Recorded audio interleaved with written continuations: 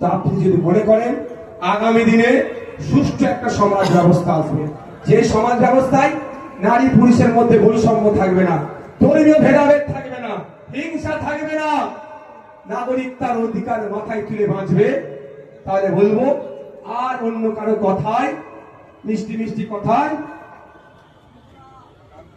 ভরসা করার প্রয়োজন নাই।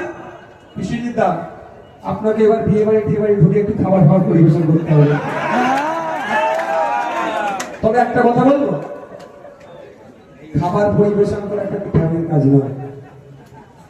যদি বিধায়ক হয়, বিধায়কের কাজ হচ্ছে আইনসভার মধ্যে দাঁড়িয়ে প্রশ্ন তোলা যে আপনি 2016 থেকে 2021 17 বার ত্রিপাক্ষিক মিটিং করলেন আমার তরাই ডুয়ার্স এলাকার চা শ্রমিকদের জন্য, তাদের মিনিমাম ওয়েজেসটুকু এখনো কেন নির্ধারণ করতে পারেননি, সেটা প্রশ্ন তোলা দরকার। একজনের খাবার পরিবেশনটা ম্যান্ডেটরি নয়, ম্যান্ডেটরি হচ্ছে